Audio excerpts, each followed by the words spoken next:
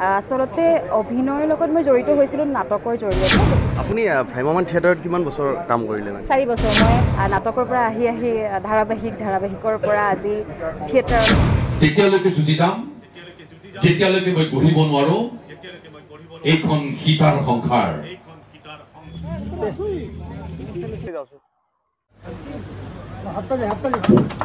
নমস্কাৰ, সকলোকে স্বাগতম জনাইছোঁ ওৱান ষ্টাৰৰ আন এটি ভিডিঅ'লৈ। আৰু আজি মই আহি উপস্থিত হৈছোঁ নলবাৰীত। আৰু নলবাৰীত আজি বৰদৈচিলা থিয়েটাৰৰ শুভ উদ্বোধনী, আৰু এই উদ্বোধনী উপলক্ষে আজি আহি আমি উপস্থিত হৈছোঁ বৰদৈচিলা থিয়েটাৰৰ আখৰা গৃহত। আচলতে গোটেইখিনি আপোনালোকক জনাম এই ভিডিঅ'টোৰ জৰিয়তে, আপোনালোকে কণ্টিনিউ চাই থাকিব ভিডিঅ'টো। আৰু মই আজি এটা কুৱেশ্যন আপোনালোকৰ মাজত বা আমাৰ দৰ্শকসমূহৰ মাজত এটা কুৱেশ্যন উত্থাপন কৰিম। যিহেতু এখেতে থিয়েটাৰৰ ভিডিঅ' বনাই আছে বা এতিয়া আজিও বনাব আহিছে, তো তেওঁ অলৰেডি 3-4 বছৰ ধৰি থিয়েটাৰৰ ওপৰত ভিডিঅ' বনাই আছে। তো আচলতে আপুনি যিসমূহ ভিডিঅ' বনাইছে এই ভিডিঅ'সমূহত পজিটিভ নিগেটিভ দুটা কমেণ্ট আহে। তাৰে ভিতৰত আপুনি পজিটিভ বা নিগেটিভ কমেণ্টৰ পৰা কি পায় বা মানুহখিনি কেনেধৰণে থিয়েটাৰসমূহ লয়? মানে কথাটো হৈছে কি জানা, ভিডিঅ'ত যেতিয়া পজিটিভ কমেণ্ট আহে এটা উৎসাহ পায়, কিন্তু নিগেটিভ যেতিয়া কমেণ্ট আহে তাত ডাবল উৎসাহ পায়। আচ্ছা, এইটো এটা জোচ তাৰ মানে বহুত মানুহে নিগেটিভ কমেণ্ট নকৰা নহয়, কিন্তু আমাৰ অৱশ্যে অলপ কম আহে। এতিয়া কথাটো হৈছে কি, যেতিয়া আমাৰ কমেণ্ট আহে কমেণ্টটো এনেকুৱা ধৰণৰ কিছুমান আহে, এই থিয়েটাৰৰ ভিডিঅ' কি চাম, এইগিলা চাব লগা কোনো হেৰি নাই বা থিয়েটাৰ নাচাওঁ, এই কাম নাই অমুক তমুক এনেকুৱা ধৰণৰ কিছুমান মানে আহে। কিন্তু কথাটো হৈছে কি, আমাৰ দৰ্শকসকলে জনাটো দৰকাৰ যে আমাৰ থিয়েটাৰৰ অকল ব্যৱসায়িক দিশটোতেই গুৰুত্ব দিয়া নাই। আমাৰ যি সংস্কৃতি আছে অসমৰ, এইটো সংস্কৃতি বিশ্বত বিৰল।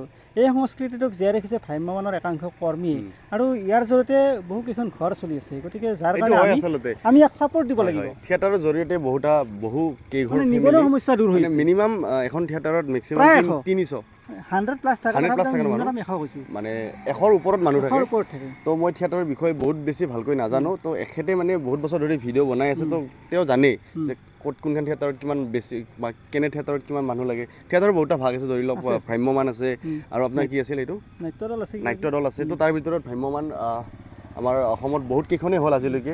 আৰু আজি আমি যিহেতু আহিছোঁ বৰদৈচিলা থিয়েটাৰত, আৰু ইয়াতে আচলতে আৰ্টিষ্ট কোন কোন আছিল? আমাৰ ইয়াতে আৰ্টিষ্ট বেনাৰত আছে, আমাৰ মৃদুল দা আছে, মৃদুল বৰুৱা দা, পল্লৱী ফুকন বাইদেউ আছে, দীপাংকৰ বৰা আছে, এনেকুৱা বহু কেইগৰাকী অভিনেতা অভিনেত্ৰী আছে।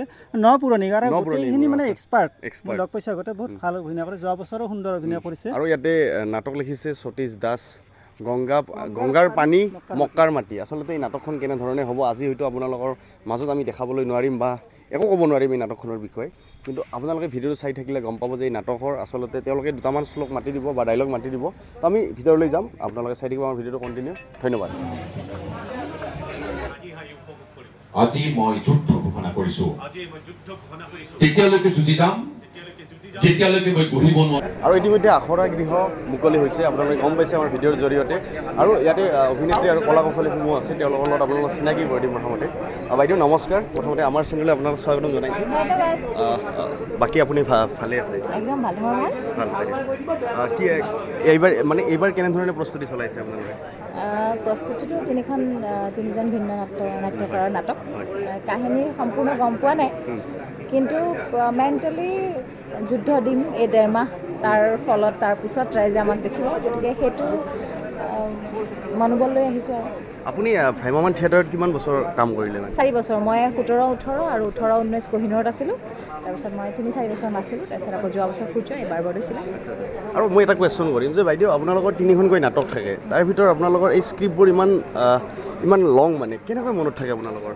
সকলোৰে বেলেগ বেলেগ। মইতো প্ৰথমতে মই পূৰা লাইন বাই লাইন ক'ব নোৱাৰোঁ, মই কনচেপ্ট মনত ৰাখোঁ। মোৰ খোজত মুখস্থ হয়, কিছুমানে লিখি মুখস্থ কৰে, চবৰে বেলেগ বেলেগ হয়। আচ্ছা, আপুনি মানে কনচেপ্টটো লৈ লয়? তেতিয়া চিটুৱেশ্যনটো বুজি পালে ডাইলগখিনি অকণমান চাই যোৱাৰ পিছত আৰু খোজত মুখস্থ হয় মোৰ। আপোনালোকৰ এইবাৰ 3খন নাটক, এই 3খনৰ আপুনি শ্ৰেষ্ঠ কোনখনৰ? আপুনিতো পঢ়িছে চাগে নাটক? নাই, আমাৰ স্ক্ৰিপ্ট এইটো আমাৰ দৰ্শকসকলে জনা আছে যে আমি স্ক্ৰিপ্ট আগতীয়াকৈ নাপাওঁ। এই 1.5 মাহতে আমি 3খন নাটক, গানে নাচে লাইটে চব কৰি ল'ব লাগে। দিনে ৰাতি চুটে মানে কাম কৰিব? এই 1.5 মাহ আমাৰ খাওন ফোন নাই কেঞ্চিনাৰ। আচ্ছা, ধন্যবাদ বাইদেউ। আৰু আমাৰ ওচৰত আছে বাইদেউ, আপোনাৰ নামটো? হিমানী কলিতা। আচ্ছা, ভাল লাগিল আপোনাক লগ পাই বৰদৈচিলা থিয়েটাৰত আহি। আপুনি কেনেধৰণে প্ৰস্তুতি চলাইছে এইবাৰ? প্ৰস্তুতি মানে আচলতে যিহেতু এইবাৰ মই ভ্ৰাম্যমান জগতত প্ৰথমটো। আপুনি এইবাৰ প্ৰথম? হয়। আগতে কি কৰিছিল আপুনি নাটক কৰিছিল নেকি হয় প্ৰথমে আচলতে নাটকে কৰিছিলোঁ নাটক কৰাৰ পিছত চিৰিয়েল কৰিছিল লাহে লাহে হয় চিৰিয়েল কৰিলোঁ তাৰপিছত এতিয়া থিয়েটাৰ আচলতে অভিনয়ৰ লগত মই জড়িত হৈছিলোঁ নাটকৰ জৰিয়তে গতিকে মঞ্চত কামবোৰ কাৰণে বিৰাট বেছি মানে সুখ পাওঁ নাটক কৰি ভাল পাওঁ নাটক কৰিও অভিনয় শিকা গতিকে নাটকৰ পৰা আহি ধাৰাবাহিকৰ পৰা আজি থিয়েটাৰত গতিকে ভাল লাগিছে আপোনাৰ ঘৰ কলিয়াবৰ অ'কে থেংক ইউ দে